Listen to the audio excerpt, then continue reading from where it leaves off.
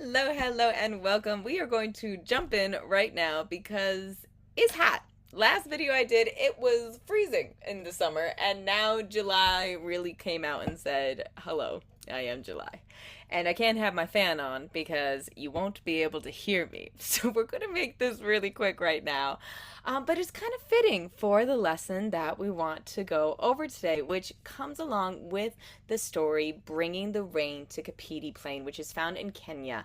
And this entire folk story is really based around that from Kenya, Africa. It's a beautiful story.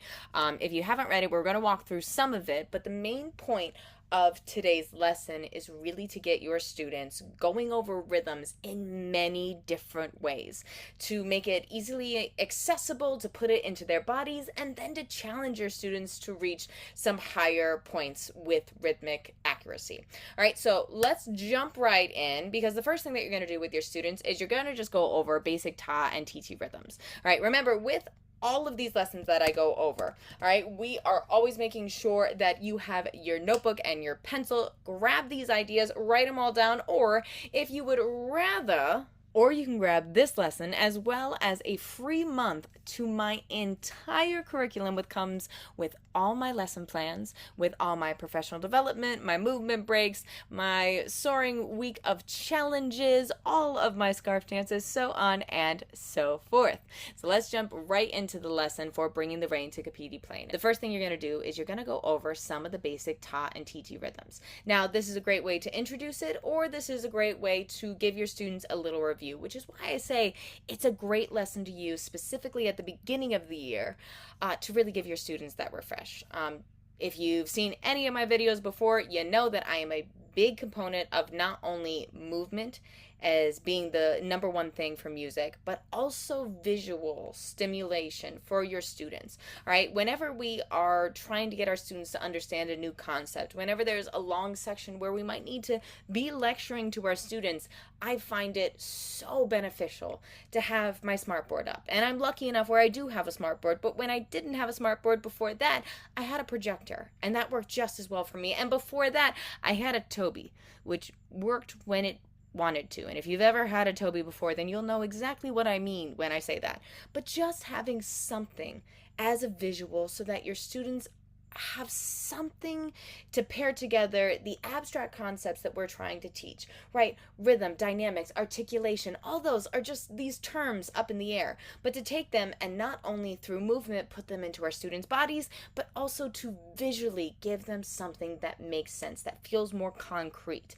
So I love to go ahead and animate all of my slides so that my students can come up and tap on the board, finding the student that's doing exactly what I want and going, oh my goodness, Jerry, well done, can you go and tap the rhythms? Or finding a student that might need just a small movement break and asking them to go and tap the rhythms out.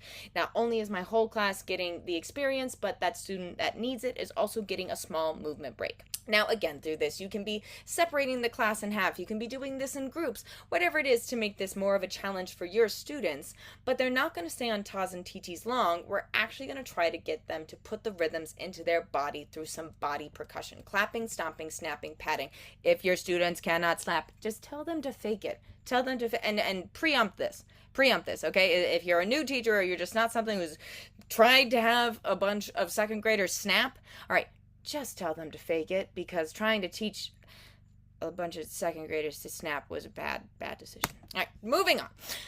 Going ahead and doing the same rhythms, but now giving them a small movement break. They can be up, and instead of just stomping, maybe you're having them jumping because you see that your students need this movement break, but keeping it simple. Nothing crazy, small movement break so that you are then ready to transition them to the story, Bringing the Rain to Kapiti Plain.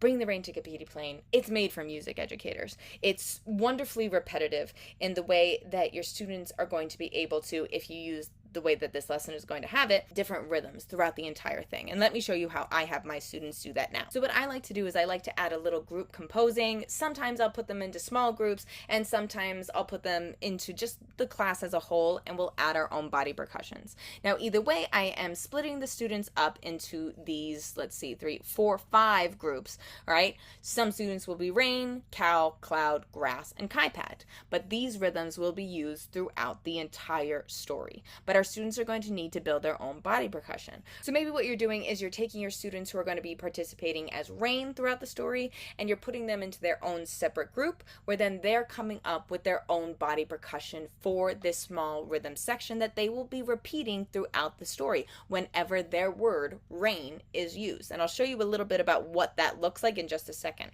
But maybe you're having them separate into small groups so that they can then build their own body percussion. Now, I would say to be careful when you do this and not to let your students get too creatively in trouble, because if they make something that's really complex, chances are they're not going to be able to actually remember it. So I have my students stick to clapping, stomping, patting their legs, or snapping their fingers. And I really only, so like for the 16th notes, I really only have them do one movement through the whole thing. So if they're going to do a 16th note, then it's just stomping or just clapping, or just, if you mix them together, I find that depending on what age you use, it can get pretty messy pretty quickly. What I know a lot of music educators will enjoy about this is they cannot touch anything that you don't want them to touch. All right, make sure that you are not in slideshow present mode for this, so that they can go ahead, grab the movement and move it up when it is their turn to add their own rhythm. But they can't touch any of the rhythms. And if you've ever used a smartboard before, then you know what problems I'm talking about. Then you jump right into the story, which looks a little something like this. Now, when it comes to using books by wonderful authors like Verna Ardema, we need to make sure that we're being respectful to the books. So making sure that you're buying the book either through your school's budget, renting it from your local library. I guess we don't call that renting, we call that borrowing. Borrowing it from your local library, whatever it is. I have used YouTube videos in a pinch, and maybe you'll need to as well. But basically how I do this story is I have my students start with body percussion, and then halfway through I'll switch to keep things up, keep things moving, to my students doing percussion instruments. And this book, it's so easy to get into a wonderful rhythm section through this. So I start by having the book and I read, "This is the great Kapiti Plain, all fresh and green from the African rains." Now there's one of our words right there. So when I say rain, my students who have developed their own body percussion will then go ahead and perform that. Or maybe I'm not doing body percussion and I'm just skipping right to the percussion instruments. Whatever it is, they perform their rhythm that is up on the board behind me. A sea of grass, there's another one of those words. So the students perform the rhythms. For the ground birds to nest in, and patches of shade for wild creatures to rest in. With acacia trees for giraffes to browse on, and grass, there's the word again, my students perform the word, for the herdsmen to pasture their cows on, and my students do the cows. This is the cloud, another word, all heavy with rain, another word, that shadowed the ground on Kapiti Plain. Now that section is going to repeat a lot. On Kapiti Plain, on Kapiti Plain. So having your students also do that with you is a great, another just steady beat feel. This is the grass, rhythm, all brown and dead that needed the rain, rhythm, from the cloud, rhythm, overhead. The big black cloud, again, all heavy with rain, again, that shadowed the ground, everyone says, on Kapiti Plain. Now, again, it's so repetitive.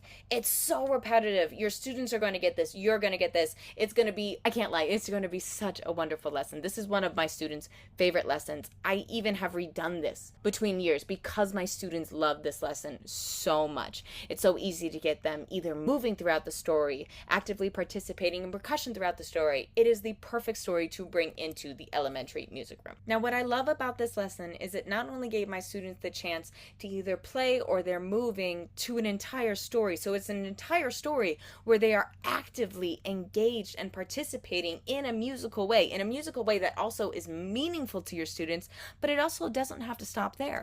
You can then also use this lesson as a way to introduce counting. Sometimes when we're practicing rhythms, we use titis, tikatikas. Sometimes we use body percussion, but it is so important to learn the names of the rhythms too.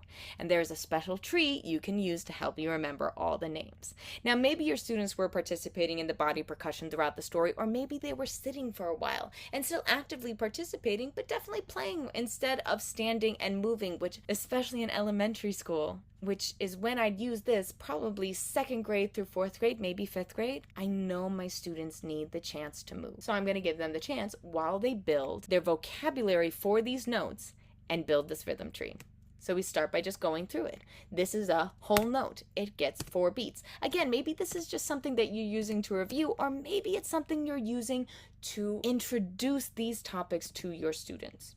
Half note, 2 beats going through the entire tree until you get to 8th note, and then it's a little funky because we want to go over paired 8th notes.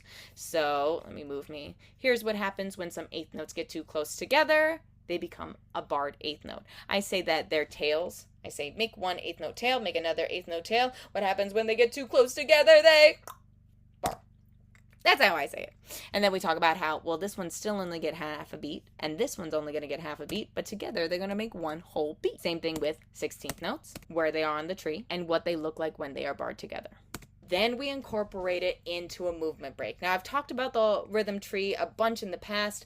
If you haven't used this in your lessons, it's so wonderfully effective to get your students really incorporating, saying these words, saying them over and over and over again. We know repetition is going to help our students, but also moving while they do it. So the whole note slide. And I could stand up, but again, it's hot. I'm not going to do it. No. So to have your students standing up in front of you and do the whole note slide. You'll notice that took 4 beats. The whole note slide. Half note, fancy bow, quarter note, jumping, 8th note, jumping jacks, 8th note, jumping jacks, 16 note run, 16 note run, 16 note run, 16 note run. It's fun. It's easy. Your students will love it, and it will get them that movement break that they may not think that they need, but they definitely need. I promise you they need. Then you mix them up.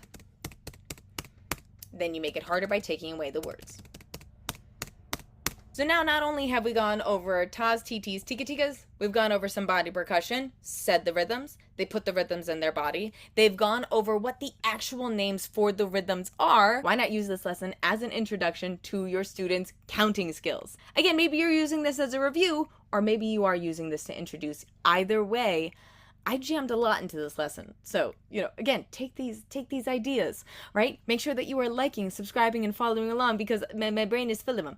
And make sure you are also trying out that free month of our full curriculum, which not only comes with, again, access to my entire lessons, but also over 20 plus hours of professional development similar to this, but that you will not be getting on YouTube. And also the movement breaks, the scarf dances, and all the rest of that stuff. So again, we're using this to still have one more way that we can show our students how to practice rhythms, counting.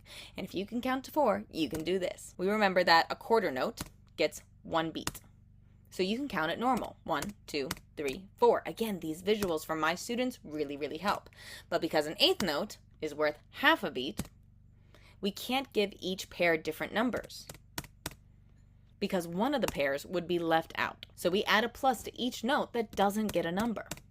That way each 8th note is spoken aloud. This is also true with 16th notes. They are worth only a fourth a beat. We need to give the first note a number, but then we need to give the other notes a spoken part for the rhythm. So we say.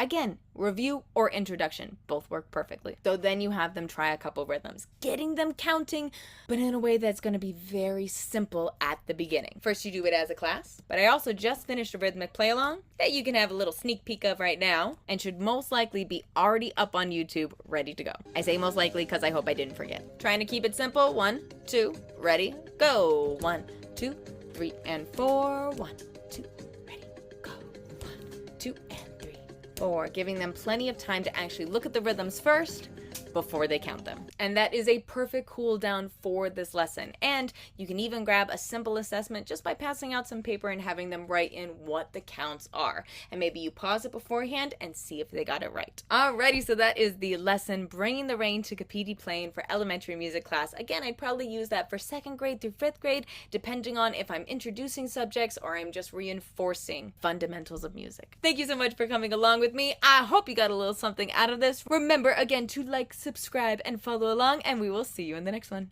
Thank you so much. Happy playing.